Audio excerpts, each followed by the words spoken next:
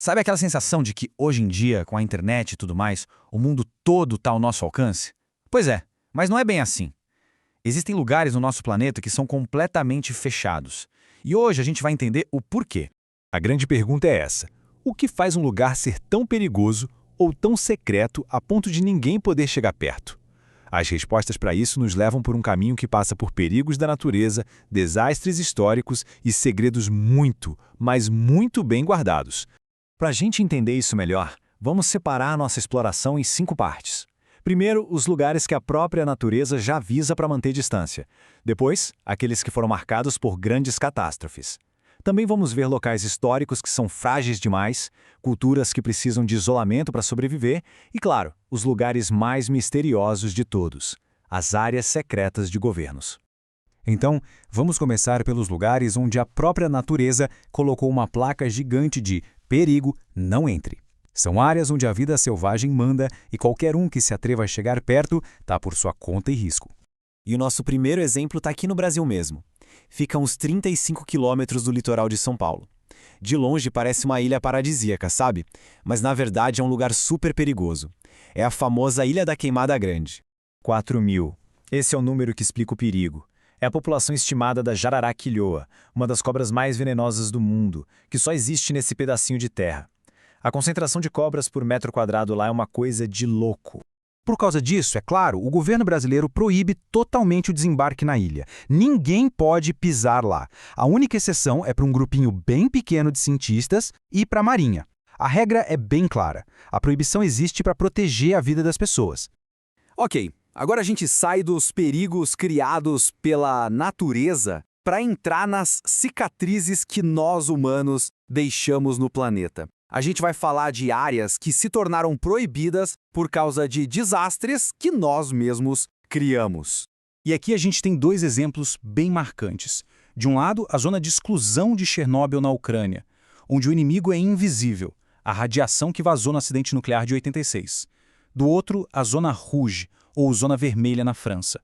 É uma área de batalha da Primeira Guerra Mundial que até hoje está cheia de bombas que não explodiram e venenos químicos.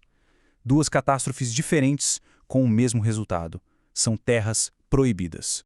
E o mais curioso é que, mesmo sendo lugares perigosos, eles atraem um tipo bem específico de visitante. É o chamado turismo atômico, que leva pessoas a lugares como Chernobyl e Fukushima. Não é uma viagem de férias, claro, mas sim uma experiência para refletir sobre os erros do passado e suas consequências. Agora vamos mudar o foco. Às vezes a proibição não é porque o lugar é perigoso pra gente, mas porque a gente é perigoso pro lugar. É isso mesmo. Existem locais tão frágeis, tão preciosos, que precisam ser isolados para sobreviver à nossa própria presença. A história das cavernas de Lascaux, na França, é o exemplo perfeito disso. Em 1940, foram descobertas essas pinturas pré-históricas de 17.000 anos. Depois da Segunda Guerra, as cavernas foram abertas ao público e virou um sucesso. Só que o excesso de visitas começou a danificar tudo, e em 1963 tiveram que tomar uma decisão drástica: fechar as portas para sempre. E o motivo era inacreditável: a nossa própria presença. A respiração de milhares de visitantes liberou dióxido de carbono e umidade, o que criou um ambiente perfeito para fungos e bactérias que estavam literalmente apagando a arte das paredes. A conclusão foi dura, mas inevitável. Qualquer interação humana lá dentro poderia causar danos irreversíveis. E essa ideia de preservar não vale só para o passado, viu? Olhando para o futuro, existe o Cofre Global de Sementes de Svalbard, lá na Noruega.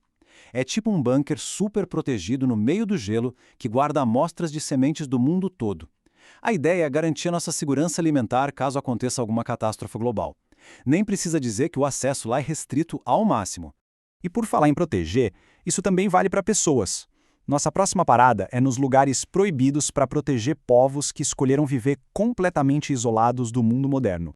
Um caso famoso é o da Ilha Sentinela do Norte, na Índia, lar do povo sentinelês, que rejeita qualquer contato com o mundo exterior. E aqui mesmo no Brasil, temos o Vale do Javari, na Amazônia, a região com a maior concentração de povos isolados do planeta.